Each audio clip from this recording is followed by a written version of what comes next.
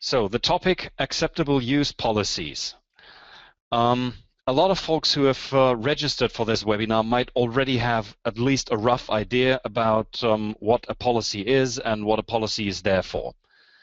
Yet others might just be generally curious about the technical side of things and about some of the backgrounds.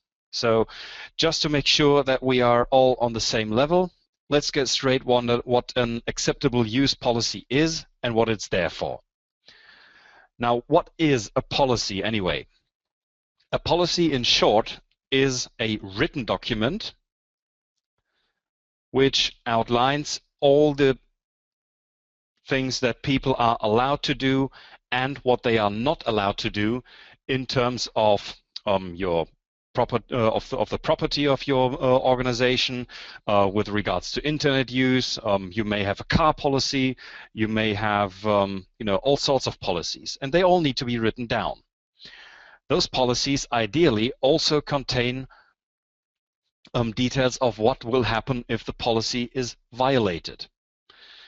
So are there any consequences attached to that? What happens if somebody happens to break that or to violate that policy? For example, a simple if-then action would be helpful. So if you serve website X, then this will happen. If you serve adult entertainment websites, known to us lesser mortals as pornography websites, then we'll give you a fair warning. We'll read you the riot act. If you then continue, then we will sack you. Something like that. So in order to be effective, a policy has got to be enforced, whatever that may mean for every one of you. And it has to be enforced for everyone in the company equally. The CEO's son or daughter is not magically exempt from this. A policy which is not enforced is worth nothing. You might just as well not have it at all.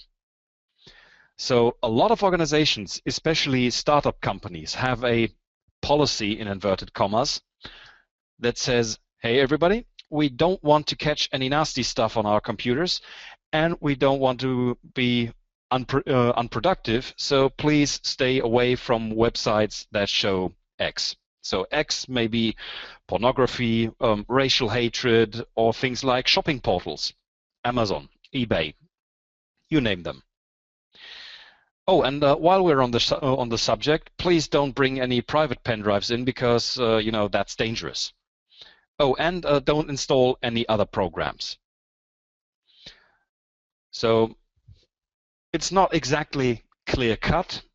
Oftentimes there is no written document, so all this information is conveyed orally to whoever might be listening to it. And also there is nothing that's really indicating what happens if I violate that policy. So it's more a set of guidelines. So guidelines, as you may know, are generally things that you can adhere to. It is recommended to adhere to them, but you're not necessarily obliged to do so. And that's the problem that a lot of organizations are facing. So everybody sort of knows what they are supposed to do and what not. And those two words, sort of, are the problem here. No one is exactly sure until the brown smelly stuff hits the whirly thing. So oftentimes the formation of a policy will look like, okay, we don't want you to serve shopping websites. If you do, then yeah, well, please don't do it. So people, being people, they will of course say, no problem, I can do that, and then immediately forget all about it. So as convenient as those regulations, if you want to call them that, are, and however helpful they are in a startup company, there are still some major drawbacks. Granted, if you have this relaxed and open spirit, this open atmosphere, this helps creative juices flowing, it gets people communicating, it enables you to make stuff happen. Let's put it that way. But if, for instance, the policy is violated, then you're facing a set of challenges that range from malware infections to a whole host of other things, of yet other things, I should say. So if there is a major malware infestation, then there might also be loss of data. So some virus has infected the network and has taken all of our file servers down. And also, if employees are capable of installing applications on their machines, now that might be a completely different problem. Now, if one of your employees decides to install a file sharing application and starts downloading the latest movies or music or whatever else he may want, because you have a nice fat leased line with loads of bandwidth, then your organization might be liable to copyright infringements. So if your organization's online connection is used to perform any copyright infringements, then authorities will not come after the user, the employee, but after you or your organization. They are not interested in the least bit which person actually did it. So you or your organization, you leased that line, your line was used, so you are liable. The end. The company may then be hit with a fine. The loss of reputation, if that is made public, which it will be at some point, is, well, pretty difficult to calculate. Now we know what a policy is. We also know what a policy is not and what is not a policy, if that makes sense. A policy, in short, needs to be written down and it needs to be enforced. That's what I would like you to take away from that. So what do policies actually do? For one, they help our company stay productive. So no doubt about that. Policies will also help your company stay safe from, any court cases, from copyright infringements, or from malware. And security is oftentimes perceived as a hindrance or an obstacle. And again, people being people, they will at some point start to see those obstacles as a challenge, like a hurdle that screams, "Please jump over me." So I mentioned that example earlier today.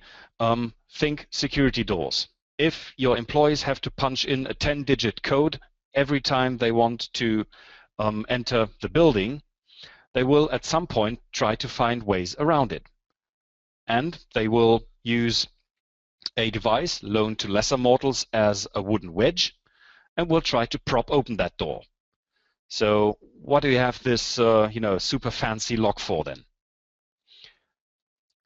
And that's the tricky bit.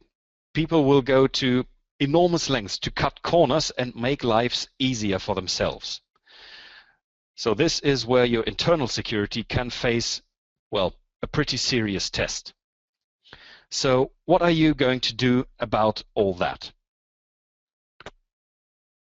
Well, when it comes to internet use, one approach would certainly be to put certain websites onto a blacklist, which you know that people are using, but I would say good luck with that one, because for each website that you block in that way, there are already at least 2 alternatives waiting. So it might not be long-term sustainable. So that doesn't seem the way to go. Now, I cannot tell you how to secure your environments. I don't know your organizations, I don't know your employees, and I don't know your culture. But what I can do is give you a few hints and a few tools to help you leverage those daily admin tasks. So back to the enforcement of policies, one way of preventing people from doing what they may feel entitled to do is use some sort of surveillance and monitoring. Now, that is not the road that GData goes. Let me make that clear first up. But surveillance and monitoring in some countries are absolutely permissible, provided that your users have been informed about this. Also, depending on the law in the country where you live, there may be very clear regulations as to what you can do and what you can't do. you would have to be, I would say, quite lucky if you were able to sack somebody based on information that you obtained illegally. So if you're taken to court over this, which in some countries will invariably happen, you'd better be able to prove to you that your employees are aware of the fact that you or that the user's activity were being monitored. So again, monitoring is out of the question for GData. What we do offer is a reliable web content control that puts you in charge over what kinds of websites are allowed under your own acceptable use policy. So this web content filter is based on categories. Now, each and every website out there is assigned at least one category: social media, shopping, adult entertainment, arts, healthcare information, fashion, you name them. Now, the category database is maintained by one of GData's technology partners. If they are not sure that, if they are not sure which category a certain website belongs to, then it will be put into a category which is called no category. So even if there is a website that doesn't fit any of the currently 61 categories, then it fits category number 62, which is called no category. Now, I understand that it takes quite an amount of time to implement a good and an effective acceptable use policy when it comes to internet use. So one approach that you could take here is to start with the most restrictive setting that you can envision practically, and then start building on that. So instead of leaving all doors open and leave users free to do whatever they please and closing one door after the other, you can start off with 1 or 2 open doors and open more of them as required. And you can involve your users in this. That serves 2 purposes actually. First of all, you get real life data. So you may sit in your office and think up this great strategy of which websites and which categories to block, and then it turns out that the considerations that you have met are not necessarily congruent with the real world. So you get to know the requirements of your users by involving them. Plus, if users feel that they can contribute to a policy and to security to a certain degree by suggesting that a certain website or category be cleared, then they may also feel more inclined to follow the rules, as opposed to harboring a grudge about them because that rule set has been forced on them by somebody who doesn't understand what they need or what they want or what they do, and they feel that they might feel restricts them too much in what they're trying to do. Of course, that is an ideal utopian scenario from a world where everybody understands and lives and breathes security.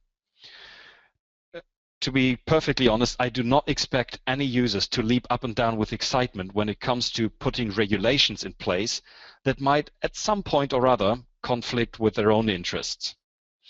But once in place, you can be sure that the policy is adhered to because the user helped build it.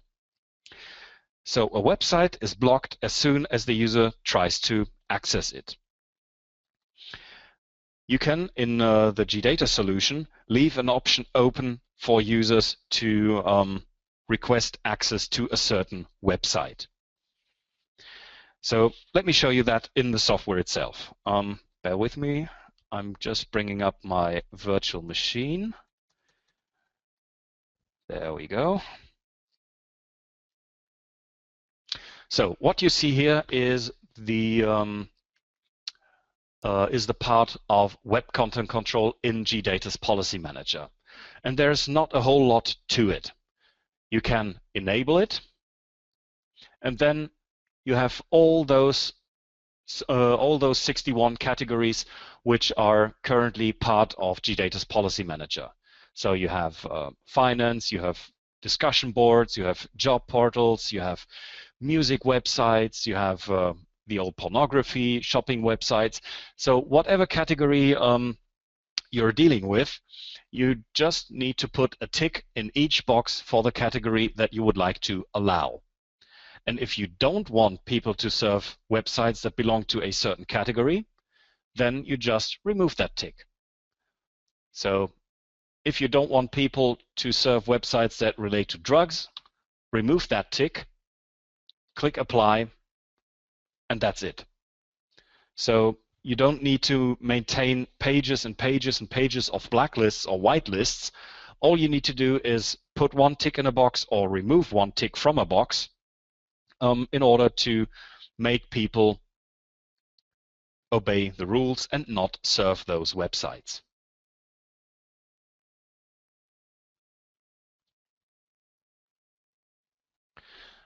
And as I said, you can leave an option open for users to request permission to access a website. All you need to do for that is put yet one more tick in a box up here, which says allow the user to report blocked web content. So bear in mind, if a user runs into the barrier, if you will, that is set up by the Web Content Control module, no report for the administrator will be generated. Again, GData is not a monitoring solution. So if the user runs into that barrier and decides to leave it at that, then, as they say, no harm, no foul. Only if a request for access is sent will the admin ever get to know about this. And honestly, no user in his right mind would try getting clearance for a pornography website unless it is work-related. In which case, I would be curious whether they are currently hiring. But joking aside, that's the general idea. Now, setting this up is, as you have seen, quite easy. If you use a proxy server, then you can enter that information as well. Put the tick in the box, click apply, you're done. And if a blocked website is reported, then that will show up in the reports of the GData management server, and you can then decide whether or not you would grant permission, and you can decide if you would like to grant permission only for this one computer, for a group of computers, or for the entire network. If it turns out that the category might actually be something that your users need to have access to, you might want to consider allowing the category in the policy manager.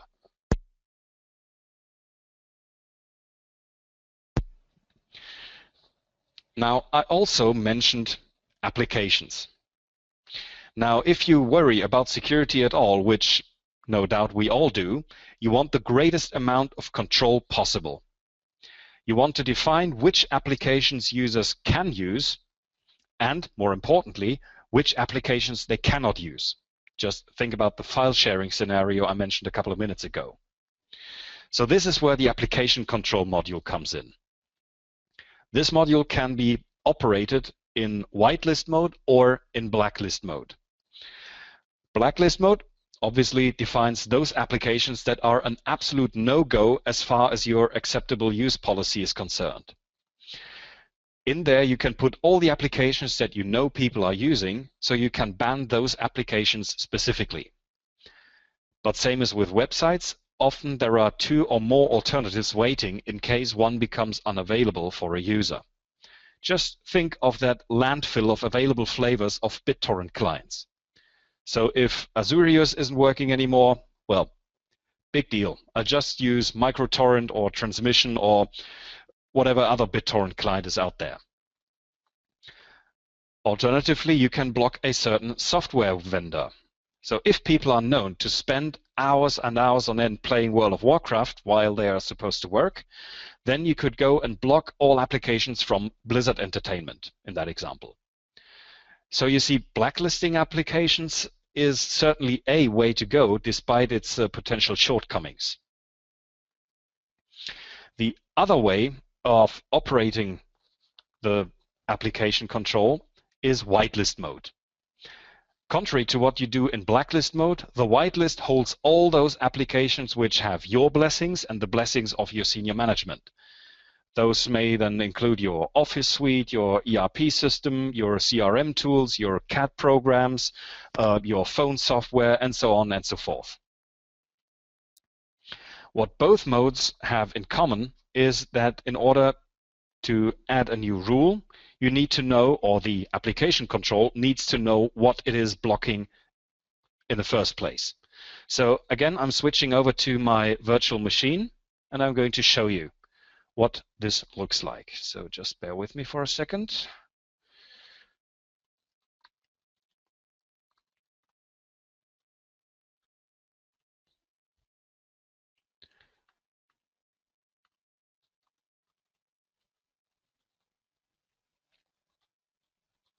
So there we go.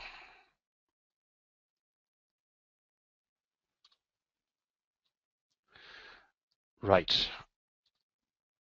So here we have application control.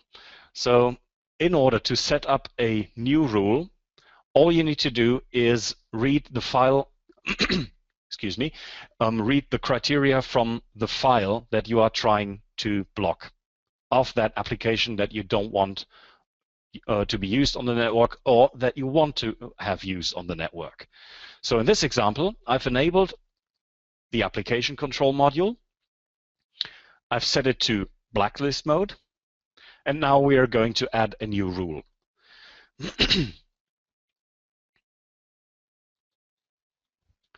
So in order to do that, we click on New.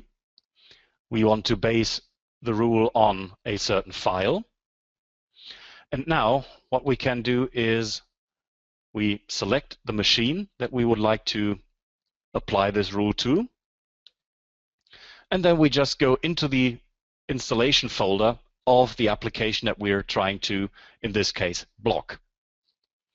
So let's go in here. And we just use that here to select the executable file, click OK. And after that, all those criteria of the files are read automatically. So the file name, checksum, product name, copyright, and file version. So those criteria, I think, are pretty straightforward. If you base a rule on those criteria, then users would have a hard time getting around this by moving the file to a different location or by just renaming it. So we just use it like here. And if we feel inclined to, we can also add a note to our new rule.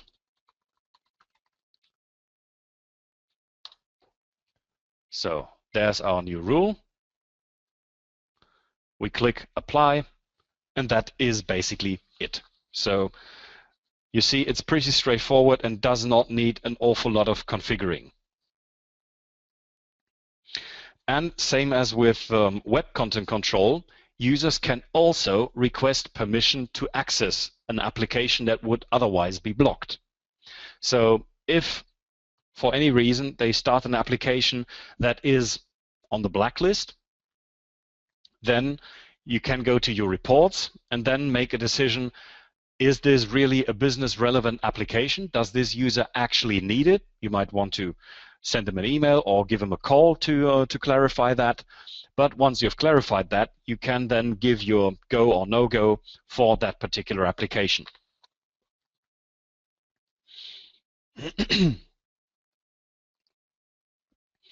So now we've covered web content control and we've covered application control.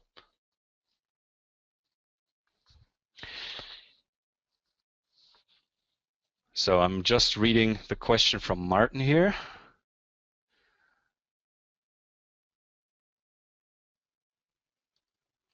Well, the question that Martin asked is actually quite a good one. I'm reading it out to you. It is, what happens if the user updates the application and therefore the checksum changes? Is that blocked by default? Well,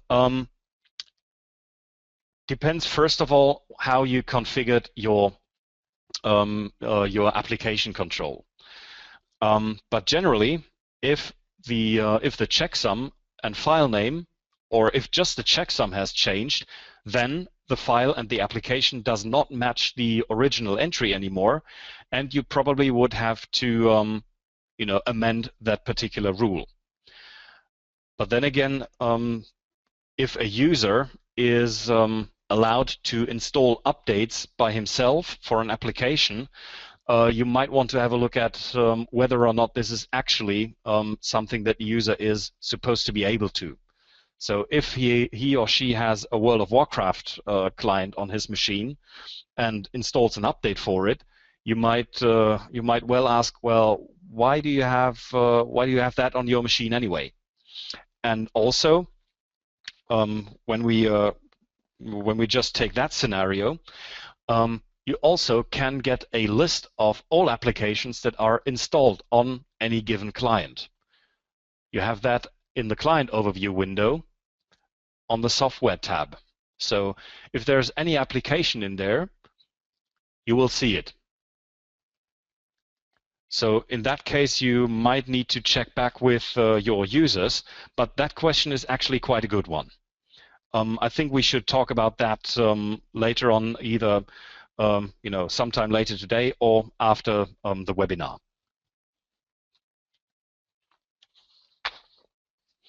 Right. So we've got all of our bases covered for application control. We've got web content control in place. Now, there's one thing that gives a lot of network administrators, I would say, a royal pain in the neck, to put it carefully. Now, that would involve, you probably guessed it, USB devices. Now, USB devices probably will not get smaller in physical size than today, but they hold ever-increasing amounts of data. Now, if a few years ago somebody had told me that I could have in my pocket a device that holds 128 gigabytes of data, and the device, i.e. the SSD card, is no bigger than my thumbnail, I would have probably questioned that person's sanity. But we see those things nowadays. So just a handful of those cards has enough capacity to store entire servers full of information, and that is quite an issue, because we can hardly ban those things physically from our premises, unless, that is, we want to X-ray all of our staff every time they come in. And that is, I would say, hardly acceptable, let alone healthy. So a lot of damage can be done with a plain USB drive that was, in inverted commas, lost in a parking lot, in an elevator, or the washroom. So none of you, of course, would dream of plugging in a pen drive that you just happened to find in the hallway. But a lot of other people would. And they're in good company. Now, a few years back, there was one incident where a USB drive, which somebody found in a parking lot, caused a major malware infestation in a computer network. And that network happened to belong to the United States Army. Now, there were, let's put it that way, there were questions asked after this incident. This incident also led directly to the formation of what is now known as the US Cyber Command. Cases exactly like that put the topic of device management on a lot of people's maps. Now, if any of you can look me in the eye and assure me that none of your users would ever plug in a pen drive that they found in the hallway, in the parking lot, or the washroom, then you would certainly not have a problem if I came to one of your buildings and strategically lose a handful of brand new 128 gig flash drives with a little payload on them. So I don't even need to enter your buildings and potentially trigger a security alarm. Just take it as a mental exercise. Can you vouch for each of your 5 users, for your 50 users, for your 100, your 1,000 users? Well, I'm sorry, but I believe not. I mean, after all, we are security people. We trust nobody and we trust nothing. So what you want to do is regulate the use of such media on your network. Now, there are two ways of handling this. There is a physical way and there is an electronic way. The physical way, if you will, consists of a new pair of shoes, and it also involves a hot glue gun. I'm not making jokes here. I know of administrators who have just straight up glued their USB ports shut. It works, I give them that. So nobody can plug in any old USB drive and get the network infected, and nobody can, download potentially classified data from a network. So I give it that.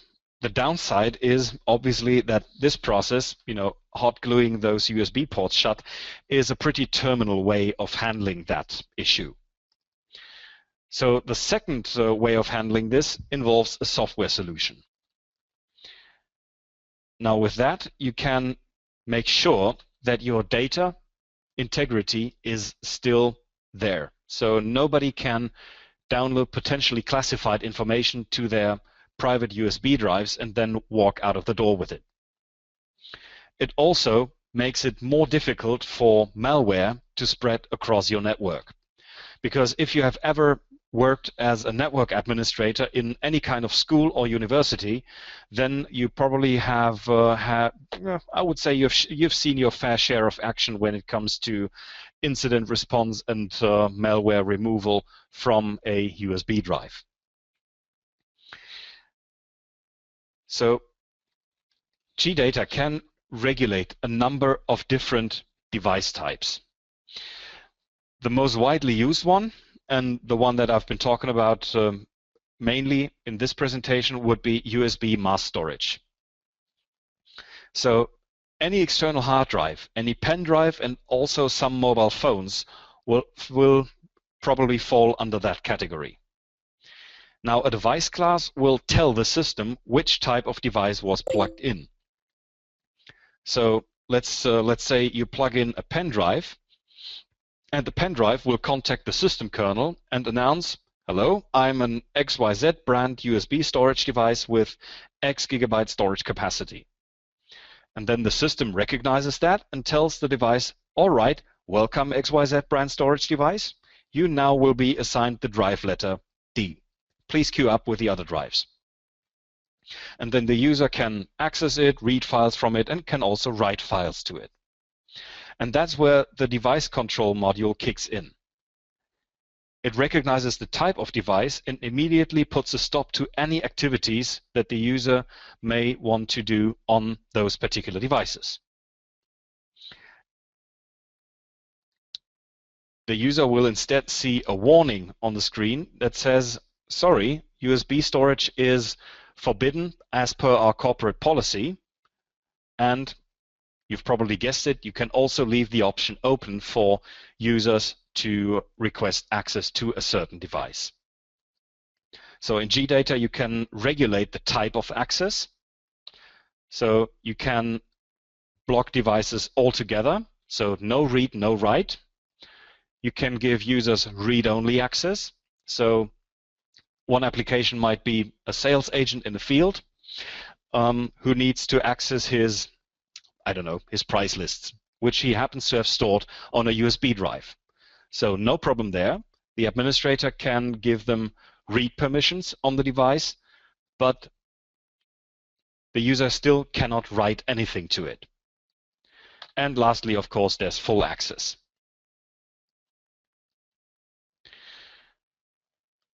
So I'm switching over to my virtual machine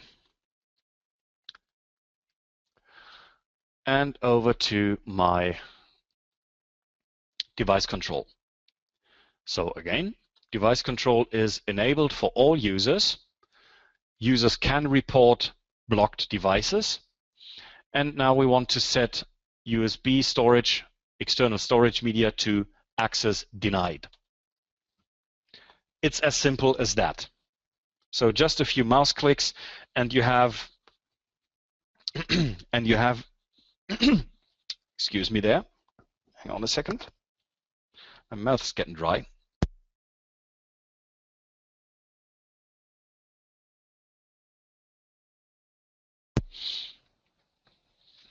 Okay, so just with those few mouse clicks, you have significantly increased security in your customers or your own networks.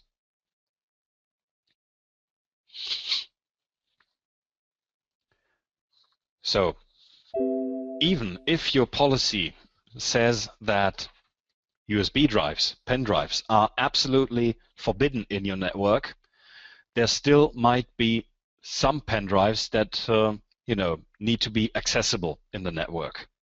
For instance, your IT admin staff might have all sorts of things that they need for their daily work stored on a pen drive. Diagnostic tools, setup files, documentation, you name it. So this information obviously is work related, and they do need it for, what they are paid for. So what you can do is you can set up exceptions in the GData administrator. And also that is remarkably simple. I have here in my hand now a USB drive, which I'm about to plug into this very machine here. And setting up an exclusion for a device goes like this. So you have your employee plug in the USB drive on his machine. Then you click on New. You select the device class, which in this case is already selected, and you select the access type that you would like to grant. In that case, it's our IT admin staff, and we want him to have full access to whatever he needs. And then we need one criterion that clearly identifies that one USB drive. And in the case of pen drives, that would be the hardware ID. Now, the hardware ID is unique for every pen drive out there, even if it's the same make and model from the same batch, rolled off the production line on the same day and the same hour, they are still going to have a unique hardware ID. And that's what you base the list, what you base the rule for device control on. So we select the machine that the device is plugged into. In this case, we only have one machine in the list, which sort of makes things easier. You select the device, you click OK. Then you can add a node if you like. Click OK again. Here is our new rule. You click Apply, and there you go. That's all it takes to add a new rule, a new exclusion to your policy manager. Now, if somebody needs access to a device which you don't want to whitelist, then what you can do is you can grant access to it temporarily. And you would do that based on the report which is generated when the user actually requests permission to access the device. So in the report, you would just select the access type that the user needs. For example, read-only access, because he needs to open a certain file on his USB drive. And then you can furthermore specify access is granted for the next hour, for the next 2 hours, for the rest of the day. So that's that. But as with all mechanisms that allow for exceptions, exceptions should be used sparingly in order to maintain your overall security. And coming back to your policy documents, yet again,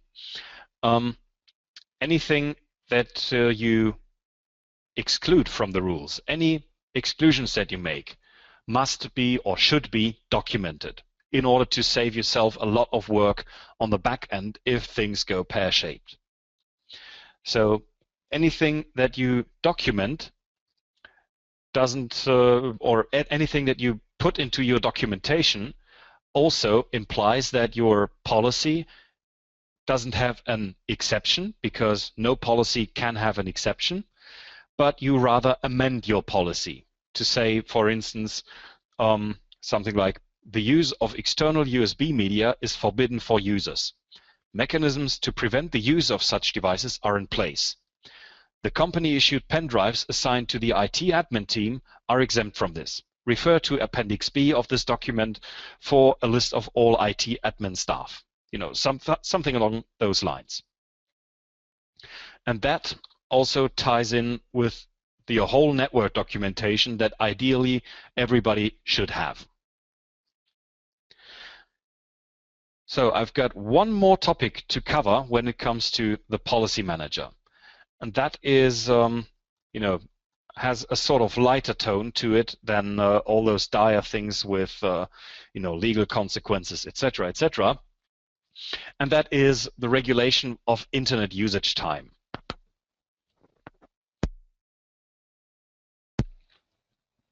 Now, internet usage time can be regulated also using the GData Policy Manager. And you have a set of different approaches here. You can give you can release certain time slots that people can use at their own discretion for surfing the web. So, for instance, from 11 to 12, people are on their break, and they can do whatever they please on the internet, so long as it doesn't violate the policy settings and the web content control settings that you have configured over here. So within that time frame, users can do whatever they like within the confines of what is defined in the policy manager, but not outside those defined time frames. The other approach that you might want to take is to assign each computer a quota. So you can assign a user or a specific computer, I don't know, 8 hours a week of internet usage time. So what you're saying there is, I don't care when you surf the web, but please don't do it for longer than 8 hours every week. So a user could, in theory, spend an entire day in the week just surfing the web and doing whatever he needs. Or he can do 1 to 1.5 hours per day, and use this time that he has at his command as he or she sees fit. So probably will feel less restricting for a user if you assign them a quota.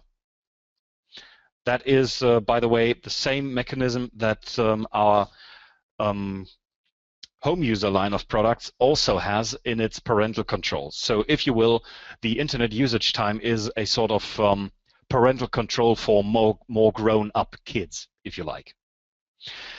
So that pretty much covers all that I would have liked to cover about the policy manager. I hope this has been at least remotely interesting for you, and that you can take something away from it and involve it in your own admin work or in your sales process. But in any case, if you know more now than you did before, then I'm happy. If you have any questions, then now is the time.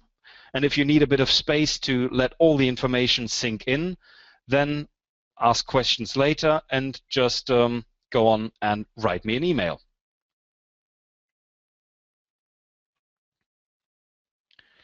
So if you have any questions, then put them into the questions box of your GoToMeeting window.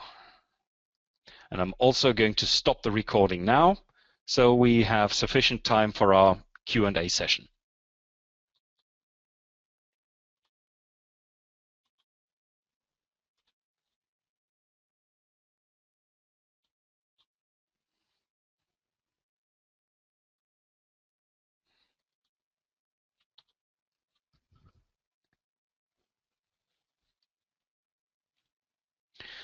Okay, so one question is, how long does it take until the new rules for a device become active on a client? that depends on how the synchronization period on the management server is set. Hang on, let me show you that in my virtual machine.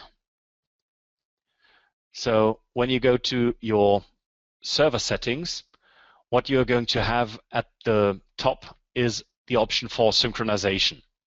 And that can be set to a value anywhere between 1 minute and 60 minutes. So the default setting is 5 minutes. So at worst, it takes 5 minutes for all those settings that you make, whether it's for device control or for the monitor or for your web content control, etc. The worst that can happen is that it takes 5 minutes for the client to accept those rules, or up to 1 hour if you have set the synchronization period that way. Alternatively, if you have set the synchronization period to 1 hour, but need those settings to be effective as quickly as possible, you can just reboot the machine, because at every reboot, the client automatically connects to the management server right after the service has come up. Does that answer the question?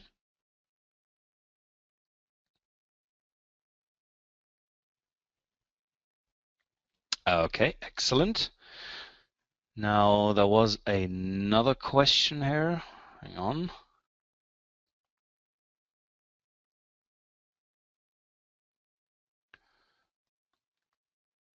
Okay, the one other question would be, is it possible to unblock some web content during, i.e., lunchtime? Well, it is actually, but those need to be kept track of permanently. So I guess the direction you were going into is if your policy says, for instance, that social media websites are not allowed, whether or not it's possible to allow them for the time of the lunch break. Say, allow social media websites from 12 to 1 or something like that. Is that the direction that you're going into, Daniel? Okay, so at the moment, we don't have this possibility, but it's certainly one that we should be thinking about, because I think it makes a lot of sense. But it depends on how it is being used, because it then again opens up a lot of possibilities to weaken a policy which was supposed to make the network safer. So that may be subject to discussion with our product management, but I'm more than happy to put a feature request in about that.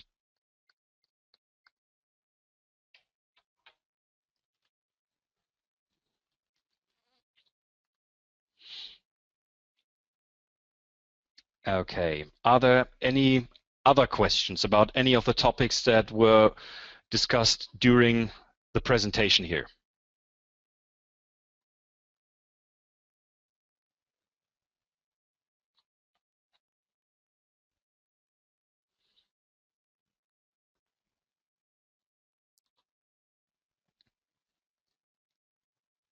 Silence came the stern reply.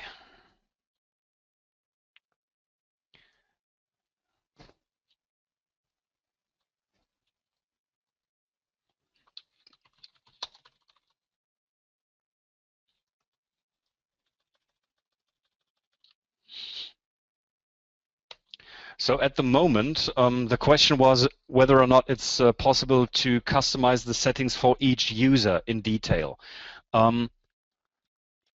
Yes and no. At the moment, any settings that you make in the GData administrator are computer-based. They are not, in brackets, yet user-based. There are plans to do that, but I can't give you a time frame when that is going to be implemented. So at the moment, we are working under the assumption that every user has his own fixed computer, that he only uses the machine that was assigned to him or her.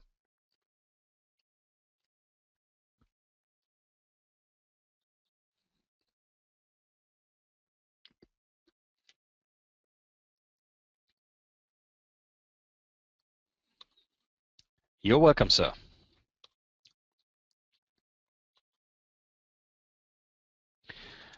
Okay. Any more questions from any of you?